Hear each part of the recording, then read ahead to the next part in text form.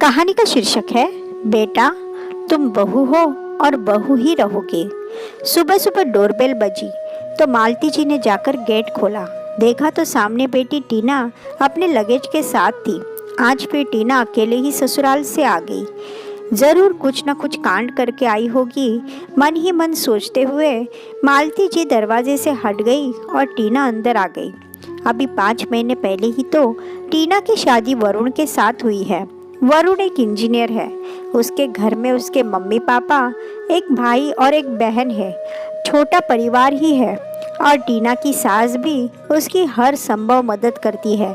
लेकिन फिर भी टीना को कुछ न कुछ समस्या ही रहती अपने ससुराल वालों से। जब कभी मालती जी उसके हाल चाल पूछने के लिए फ़ोन लगाती तो हाल चाल तो कम बताती, बस शिकायत लेकर बैठ जाती। मुझे ये काम करना पड़ा, मुझे वो काम करना पड़ा, और आज भी शायद कुछ ऐसी ही हरकत करके आई है। लेकिन आते ही बेटी से क्या पूछे, इसलिए मालती जी चुपचाप रसोई में चली गई और अपनी बेटी के लिए चाय बनाकर ले आई। टीना चाय देखते ही मुस्कुरा दी। चलो अच्छा है, आज तो कम से कम सुकून की चाय नसीब होगी। क्यों, ससुराल में चाय नहीं मिलती है क्या? पूरा किचन तेरे हवाले ही तो है।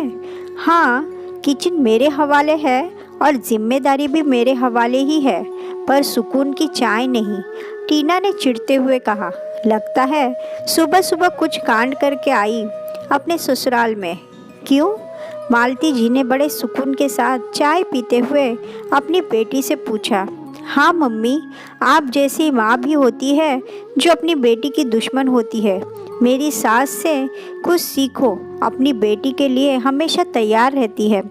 टीना अभी भी मालती जी के सवाल से चिढ़े जा रही थी। अच्छा, तो तू भी चाहती है कि मैं तेरी सास से जाकर लड़ूं? क्या मम्मी, आपको मजाक सूझ रहा है? मेरी तो पूरी ज़िंदगी बर्बाद हो गई। ऐसा क्या हुआ? जब तक बताएगी नहीं समझ में कैसे आएगा? क्या बताओ मम्मी, मेरे ससुराल वाले तो एक नंबर के झूठे हैं। शादी से पहले कहते थे कि बहू को बेटी बनाकर रखेंगे, पर अब सारा काम मुझे करना पड़ता है। अच्छा, काम के चक्कर में तुम घर छोड़कर आई हो? नहीं मम्मी, कल मम्मी जी ने हद ही कर दी। कल पापा जी के दोस्त के बेटी की शादी में पूरे परिवार का न्योता था। मम्मी जी पापा जी तो सुबह ही चले गए थे। हम लोग सब शाम को तैयार होकर गए। मैं भी अपनी ननंद की तरह ही सूट पहनकर तैयार होकर गई थी, पर वहाँ जब पहुँची तो मुझे देखते ही मम्मी जी का मुंह फूल गया। मम्मी जी ने वहाँ तो कुछ नहीं कहा मुझे, लेकिन घर पर आकर अच्छी खासी डांट लगा दी। कहने लगी कि बहू कैसे तैयार होकर आई थी तुम? देखकर लग ही नहीं रहा था कि नई बहू हो। कुछ हमारी मान मर्यादा का भी तो ध्यान रखती। मुझे बिल्कुल अच्छा नहीं लगा जब उन्होंने ऐसा कहा। आपके दामाद को कहा तो उन्होंने भी कहा कि मम्मी गलत थोड़ी ना कह रही थी। तुम्हें घर पर ही कहा था कि ढंग से तैयार हो जाओ, लेकिन नहीं, बस सूट पहनकर चल दी। मैंने तुम्हारे दामाद को कल ही कहा था कि मुझे छोड़ आओ, लेकिन उन्होंने रात को आने से मना कर दिया, इसलिए मैं यहाँ अभी आई हूँ। ओह, तो यह बात है। और नहीं तो क्या मम्मी। अब बताओ, बेटी और बहू में फ़र्क करते हैं, गलत नहीं है क्या?